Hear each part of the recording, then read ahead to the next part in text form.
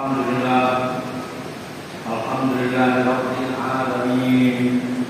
Asyhadu an la ilaha illallah al-haqqul haqqul mubin. Muhammadur Rasulullah shadiqul wa'dil amin. Allahumma shalli wa sallim wa barik ala sayyidina Muhammad khatamil anbiya'i wal mursalin wa ala alihi wa sahbihi wa ansarihi wa atba'ihi asma'in. Wa ya ayyuhal hadirun rahimakumullah, usikum wa nafsi bitaqwallah faqad fazal muttaqun. Qala Allah ta'ala fi kitabihil karim, a'udzu billahi minasy syaithanir rajim. Ya ayyuhalladzina amanu taqullaha ittaqullaha haqqa tuqatih wa la tamutunna illa wa antum muslimun. Hadirin jamaah Jumat, marilah kita tingkatkan kualitas iman kepada Allah Subhanahu wa Ta'ala. Kita perhatikan dan kita laksanakan perintah-perintah, serta kita jauhi larangan-larangannya sesuai dengan kemampuan dan kapasitas masing-masing, di mana dan kapanpun kita berada. Hadirin jamaah Jumat, kita sekalian sebagai warga,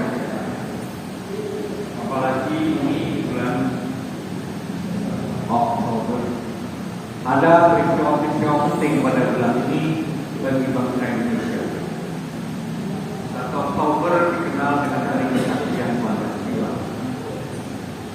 Tanggal 22 Oktober dikenal sebagai Hari Santri Nasional. Tanggal 28 Oktober dikenal dengan Hari Sumpah Pemuda. Santri, pemuda, semuanya patuh untuk kemerdekaan dan kejayaan bangsa Indonesia. Oleh karena itulah Allah Subhanahu wa Ta'ala memberikan peringatan kepada kita sekalian agar kita terus tetap harus komitmen konsisten menjaga keimanan, ketakwaan kita kepada Allah Subhanahu wa Ta'ala. Kita ikuti perintah-perintahnya, kemudian juga perintah Rasulnya. Karena dari luar mau duduk apa? Ketika kita dapat mengikutinya dengan kursi itu enak, insya Allah sebagai bangsa kita akan memperoleh kehidupan yang aman dan sejahtera, dan sebagai individu kita akan merasakan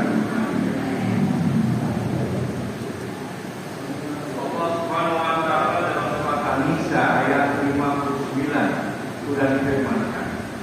A'udzubillahi minasyaitonir rajim. Ya ayyuhalladzina amanu atiiullaha wa atiiur rasulah wa ulil amri minkum. Fa in tanaza'tum fi syai'in farudduhu ila Allah. In kuntum tu'minuna billahi wal yawmil akhir. Dzalika khairun. Artinya kurang lebih kita diingatkan oleh Allah, wahai orang-orang yang beriman, taatlah kepada Allah dan taatlah kepada Rasul. Juga kita taat kepada ulil amri, pemerintah. Kita perhatikan tadi di depan kata Allah dan di depan kata Rasul ada kalimat akhir. Tapi di depan ulil amri hanya pakai huruf atau waw saja. Ini artinya ketaatan yang tanpa konsep adalah kepada Allah dan Rasulnya. Ketaatan kita kepada ulil amri sepanjang kebijakan perintah ulil amri tidak bertentangan dengan perintah Allah dan Rasulnya. Oleh karena itulah dalam salah satu hadisnya memberikan penjelasan kepada kita sekalian sebagai bangsa. Ketika bangsa ini ingin berjaya, maju, setara, bahkan lebih baik dibanding bangsa lain, rumusan Rasulullah Muhammad SAW sangat sederhana dan simpel, tetapi tidak dituntut memiliki komitmen dan konsistensi dalam melaksanakan. Beliau mengatakan bahwa kita bekerja dalam Asia. Kejayaan sebuah negara itu berangkat dari 4 kondisi yang mendukungnya. Yang pertama, bi'ilmil ulama. Yang kedua, bi'adlil umarah. Dan yang ketiga, bisakawat ilmiah. Yang keempat, bitu'adil umur. Komposisi masyarakat kita menurut Rasulullah dibagi dari 4. Yang pertama, para ulama dan kaum santri. Dia harus menyebarkan ilmunya untuk seluruh lapisan masyarakat, sehingga masyarakat kita menjadi masyarakat yang maju, yang dapat berpikir positif untuk kebaikan bangsa dan negara. Para ulama, para kiai harus mengajarkan ilmunya, maka ilmu agama, beribadah, beribadah, akhlak mulia kepada masyarakat. Para pendekar sesuai dengan bidangnya harus mengajarkan ilmu-ilmu yang itu untuk kejagaan di dunia ini. Ketika komposisi orang-orang pendekar dan alim ulama mau menyebarkan ilmunya, maka insya Allah secara bertahap masyarakat kita menjadi masyarakat yang cerdas, yang memiliki wawasan ke depan untuk lebih maju. Yang kedua, lapisan masyarakat adalah para pemimpin umarah. Bagaimana sikap yang dimiliki oleh umarah?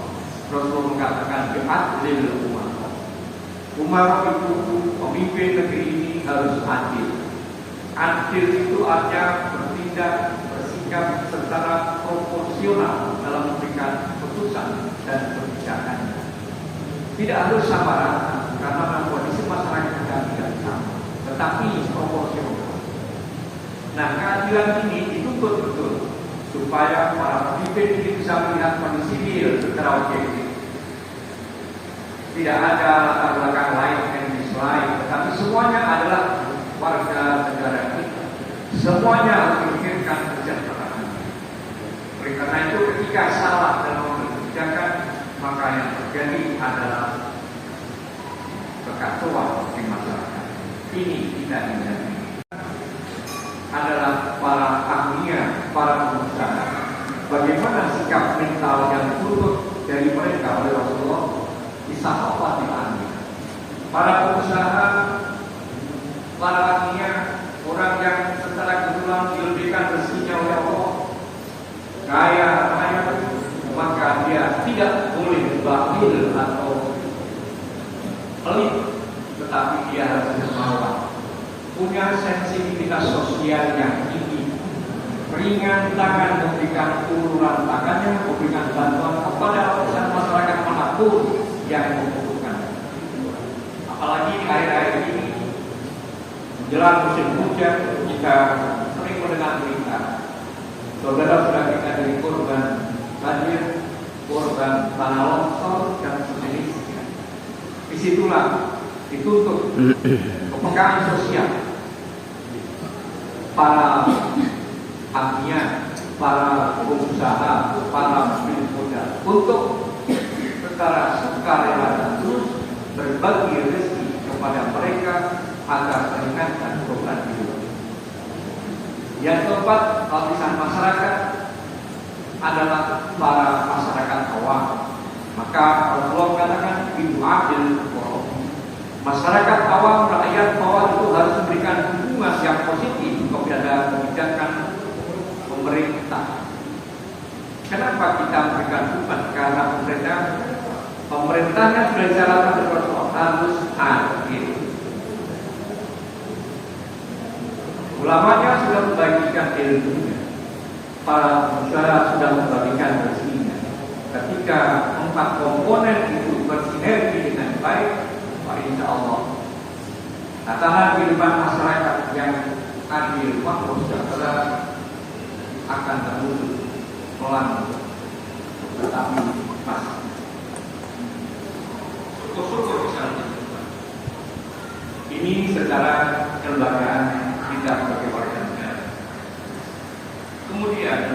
secara individu, semua orang menginginkan kehidupan yang bahagia. Apa kunci?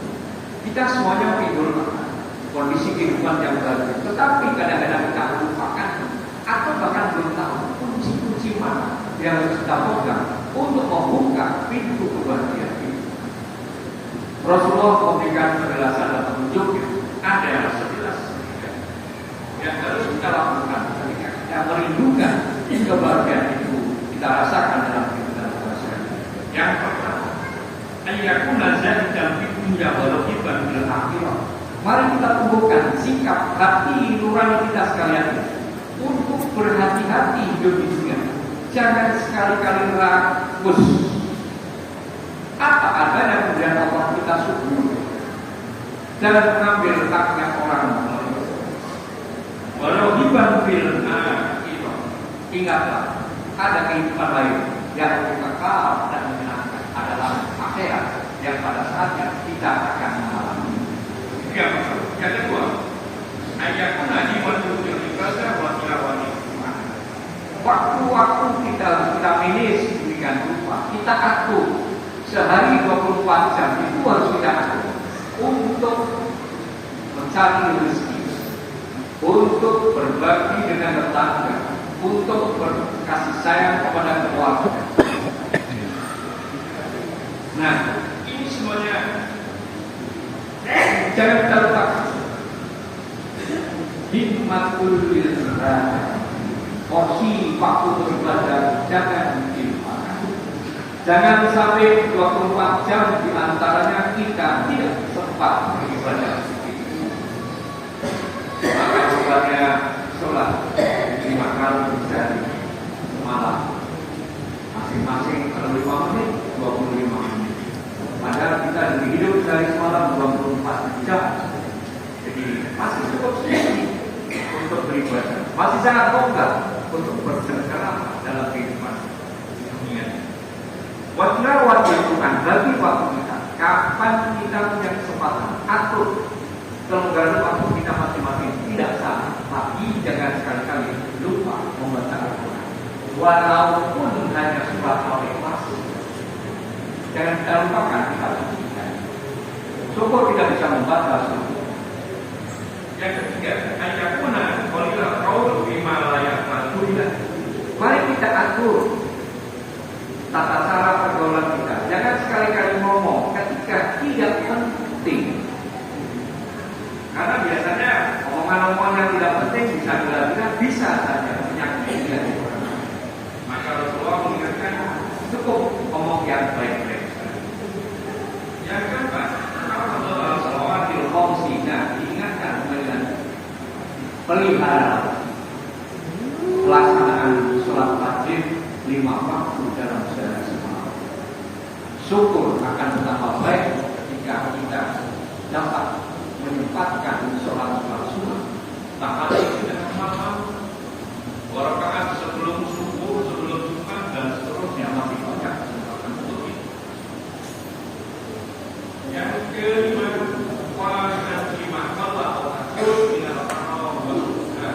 kita berhati sedikit pun terhadap perkara-perkara yang haram maupun yang meragukan keharamannya atau kesalahannya. Jadi kita upaya sebersih mungkin mencari rezeki untuk memenuhi kehidupan ini.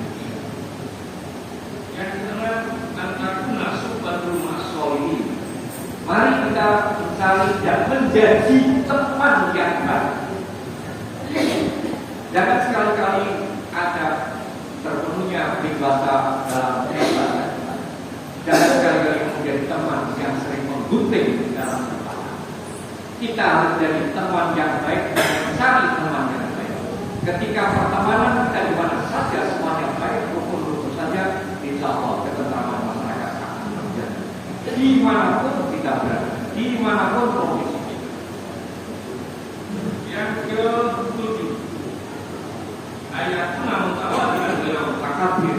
Jadilah orang yang rendah hati, bukan rendah diri, bukan rendah sopan, santun, menghargai orang lain. Ini kunci kesuksesan dalam bergaul. Jangan sekali-kali kita takabur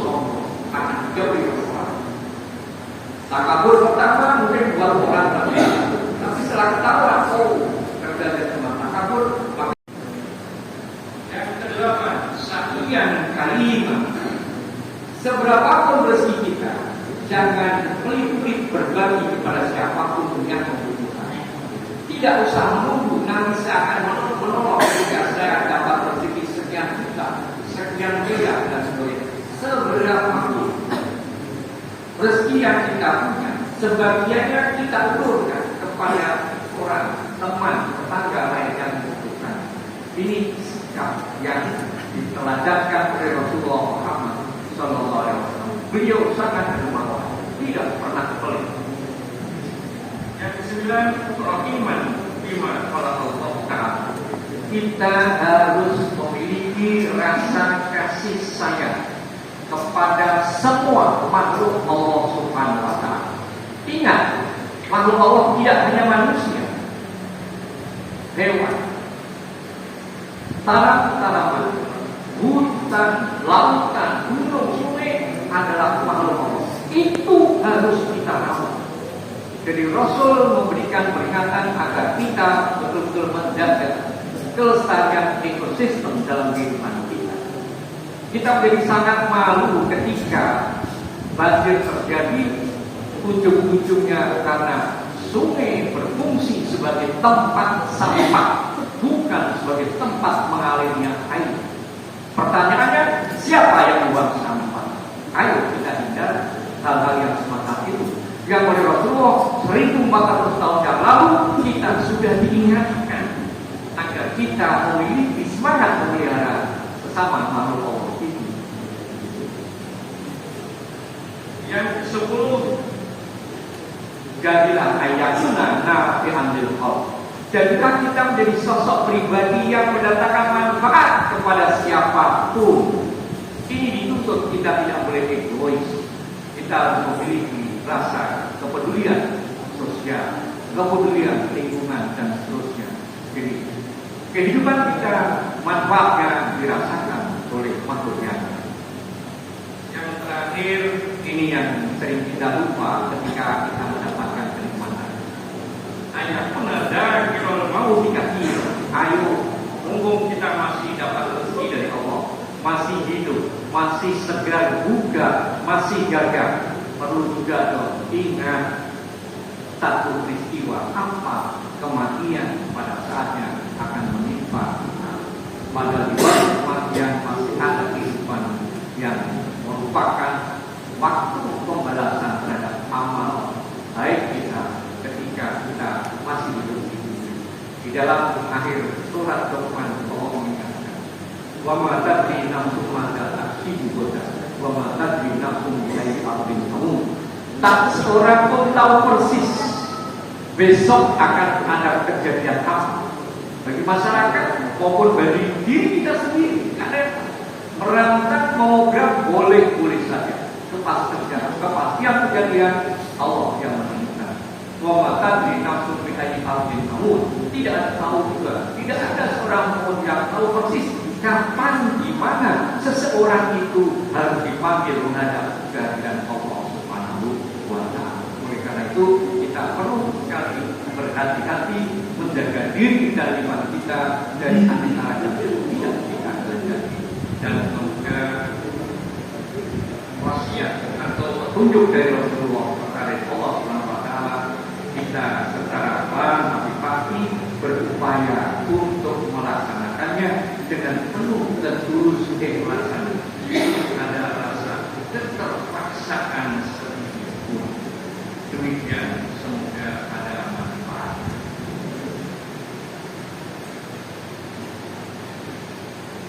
La